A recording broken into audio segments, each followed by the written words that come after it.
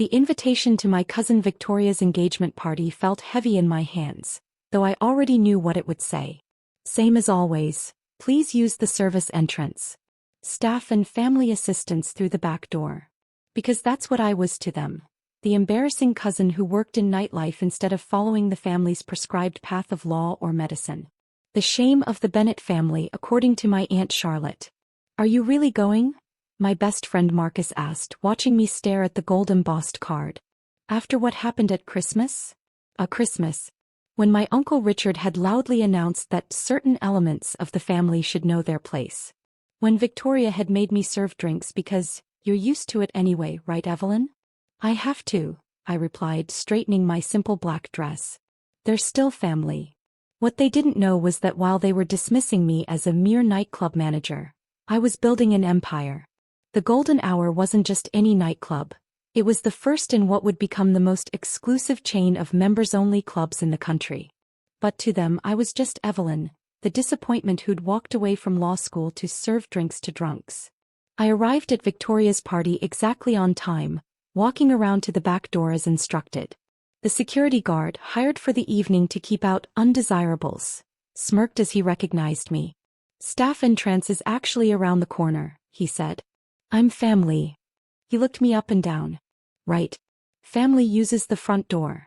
Not this one, I heard Victoria's voice behind me. She'd clearly been waiting to catch me trying to break the rules. Evelyn knows where she belongs. Don't you, cousin? I turned slowly, taking in her designer dress and dripping diamonds. Congratulations on the engagement, Victoria. Yes, well, she preened, Thomas comes from an excellent family. His father's law firm is very prestigious. Not that you'd understand about prestige. If she only knew that Thomas's father had been begging for membership at the Golden Hour for months. That his prestigious firm handled our legal work without knowing the owner's identity. How is the little bar doing? Victoria continued, her voice sticky with fake concern. Still serving cocktails to college students? I thought about the Golden Hour's waiting list of celebrities, CEOs and social elites. About our expansion plans into London, Dubai and Tokyo. About the press calling us the most exclusive club in America. It pays the bills, I said simply. Speaking of paying, my Aunt Charlotte appeared, her smile sharp as a knife. We'll need someone to help serve drinks tonight. Our usual staff called in short. Since you're here anyway.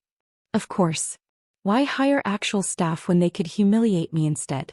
The catering company is on their way, I said. I called them myself when Victoria texted about the staffing issue. They both blinked, thrown off script. You what? Victoria sputtered. I own an entertainment venue, I reminded them. I have contacts. The city's best catering service will be here in 20 minutes. I covered the cost as my engagement gift. Before they could respond, I slipped past them through the service entrance. Let them chew on that little detail. Inside, the usual crowd had gathered. My Uncle Richard holding court by the bar, probably bragging about his latest court victory. My cousins James and Elizabeth comparing vacation homes. My parents.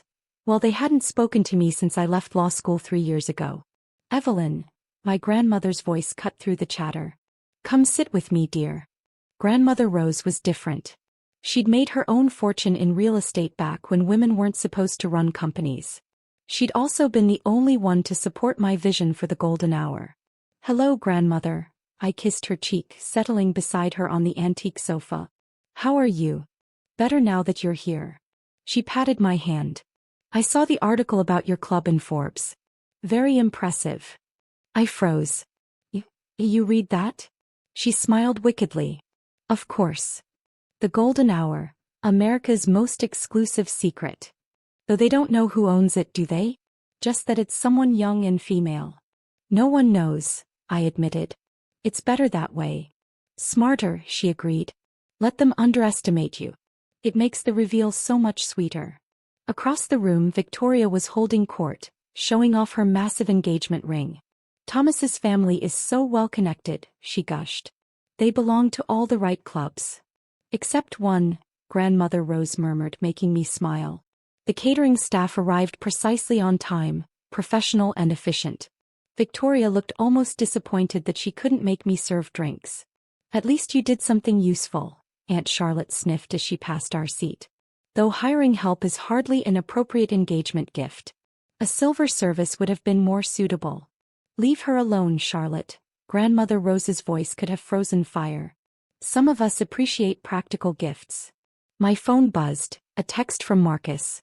Tokyo deal is done. We own the building. I smiled, typing back, perfect. Start renovation next week. Work? Grandmother Rose asked knowingly. Just expanding the business. Evelyn. Victoria's voice carried across the room. Since you're here, you might as well make yourself useful. We need more ice from the kitchen. I stood up slowly, feeling everyone's eyes on me, waiting to see if I'd comply like always. Actually, I said clearly, I have a business call scheduled. But the catering staff I hired will be happy to help. The room went silent. No one said no to Victoria. Business call? My Uncle Richard scoffed. For your little bar? Surely that can wait. I checked my watch. A simple Cartier that probably cost more than his car. Unfortunately not. When you're expanding internationally, timing is everything. Another shocked silence. Internationally. My mother spoke for the first time in 3 years. What are you talking about? Oh, didn't you hear? Grandmother Rose's voice dripped satisfaction. Evelyn's club is quite successful. Very exclusive. Even your precious Thomas can't get in, Victoria. Victoria's face flushed. That's ridiculous. Thomas belongs to all the best clubs. Except the Golden Hour, I said quietly. Your fiancé's been on our waiting list for 6 months. His father for 8. The silence turned thick enough to cut. You're lying, Victoria finally managed. The Golden Hour is. That's the most exclusive club in the city. They say even celebrities can't get in without member recommendations. You just manage some little nightclub. I stood up, smoothing my dress. Believe what you want, Victoria. I have a call with our Tokyo partners in 10 minutes. Grandmother, dinner soon? Of course, dear. We'll celebrate your expansion properly. As I walked toward the door, the front door this time, I heard my Uncle Richard's strangled voice. Tokyo partners? I paused at the doorway, turning back to face my stunned family. Oh, and Victoria. Do tell Thomas that his membership application was declined. We have certain standards to maintain. The look on their faces was better than any engagement gift I could have bought. The aftermath of Victoria's engagement party was exactly what I expected. First came the frantic Google searches. I could track my family members' desperate attempts to verify my connection to the Golden Hour through our website's analytics. Then came the calls. Evelyn, darling. Aunt Charlotte's voice dripped honey through my voicemail. We simply must catch up.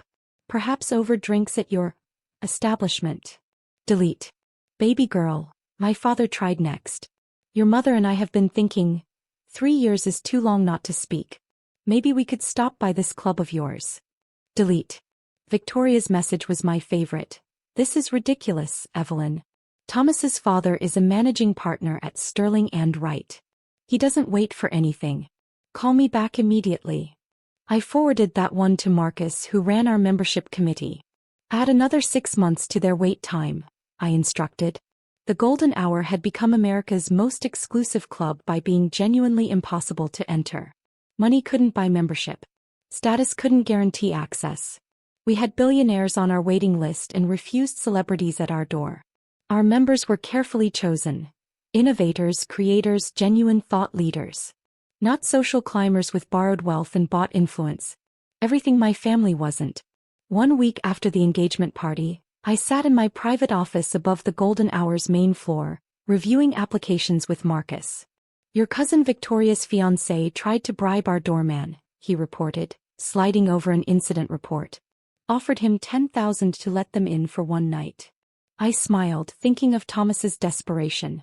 His father's law firm handled major celebrity clients who were being embarrassed by their inability to access the Golden Hour. How did James handle it?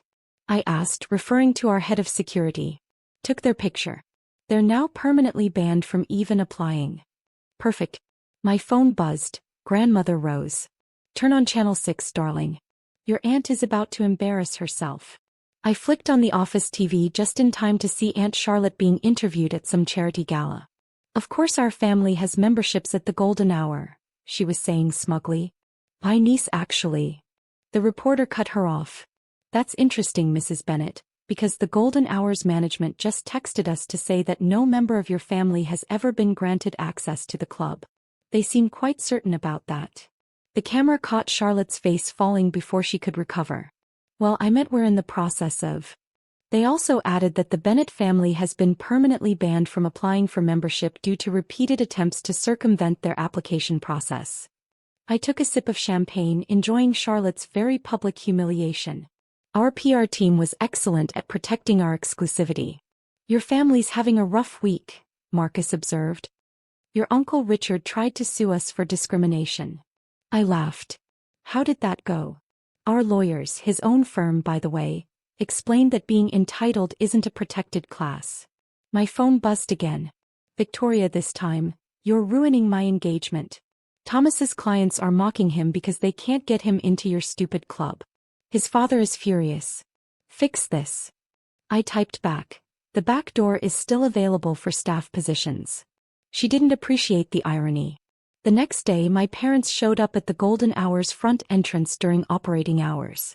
A bold move, considering they hadn't spoken to me since calling me a disgrace for leaving law school. I'm sorry, James told them politely. The club is members only. We're the owner's parents, my mother insisted. The owner left specific instructions about family members, James replied. You're welcome to use the service entrance to submit an application. My father's face turned purple. Now see here. The service entrance is around back, James continued smoothly. Though I should mention there's currently a 10-year waiting list. Longer for previously banned individuals. I watched through the security feed as they stood there, experiencing what it felt like to be denied entry. To be told they weren't good enough. To be directed to the back door. Karma has a beautiful sense of poetry. The following week, I received an invitation to Victoria's wedding. The venue had been changed to the Golden Hour. They didn't even ask us, Marcus said, showing me the announcement Victoria had posted on social media. Just assumed they could book it. I picked up my phone, dialing Victoria's number. She answered on the first ring. Finally. We need to discuss the wedding arrangements. Thomas's father insists. The Golden Hour is not available for your wedding. I cut her off. What? But we already announced it. Thomas's clients are finally impressed with him again. You can't. I can and I am. Perhaps you could use the country club instead. I hear they're less particular about their guest list. This is because of the backdoor thing, isn't it? She accused. You're still bitter about having to use the service entrance at family events. No, Victoria. This is because actions have consequences. You treated me like staff for years. Now you're learning what it feels like to be excluded. We're family. Family doesn't make their own flesh and blood use the service entrance. Family doesn't treat success as a competition. Family supports each other. I'll tell everyone you're the owner, she threatened. I'll ruin your precious anonymity. I laughed. Go ahead. We're announcing it next week anyway. Local woman builds billion-dollar club empire after family treats her like staff. I'm sure the press will love that angle. She hung up. The story broke exactly as planned. The Golden Hour's mysterious owner revealed as the same cousin Victoria's family had forced to use the back door. The society pages ate it up. Exclusive club owner's secret past, from service entrance to sue. Family banned from daughter's own club after years of mistreatment, backdoor justice. How one woman built an empire while her family watched. Grandmother Rose hosted a celebration dinner at her estate. Just us two toasting to success and karma. Your Aunt Charlotte had to resign from 3 charity boards, she informed me gleefully. Apparently, being publicly exposed as a social climber who couldn't access the Golden Hour was too embarrassing. Thomas's father had to explain to his celebrity clients why his own daughter-in-law's cousin banned him from the most exclusive club in America, I added. And Victoria? Changed her wedding venue to the country club. Where she belongs. We clinked glasses. A month later I stood in the Golden Hour's entrance, watching as Leonardo DiCaprio chatted with Elon Musk while Jeff Bezos waited for a table. Our London location was opening next week. Tokyo the week after. My phone buzzed with a text from Victoria. People keep asking me about you at events. This is humiliating. I typed back. There's always the service entrance. She didn't reply. The golden hour continued to grow. We added locations in Dubai, Paris, Singapore. Each one more exclusive than the last. Each one with a strict no Bennett family policy. My parents tried once more to reconcile. They sent a letter through their lawyer. Dear Evelyn, we realize now that we were wrong. Your success has shown us that. Perhaps we could meet to discuss rebuilding our relationship? We're willing to use any entrance you specify. I sent back a copy of the same note they'd written when I left law school. You're no longer welcome in this family. Please use the back door on your way out. They got the message. Last week, Victoria's wedding photos appeared in the society pages. The country club looked nice enough, but everyone knew it was her second choice. The article mentioned that her original venue, the Golden Hour, had refused to host the event. The owner, it noted, who happens to be the bride's cousin, declined to comment on why the prestigious club rejected the booking. Those sources say it might have something to do with the family's habit of making certain relatives use the service entrance. Yesterday, I approved plans for our newest location. It's being built right next door to Victoria's Country Club. Members only. Front door only. No Bennetts allowed. Sometimes the best revenge isn't serving a cold dish. It's serving no dish at all. At least not to family members who think you belong at the service entrance. But if they're really desperate to get in, well, I hear the back door is always open. For staff positions only, of course.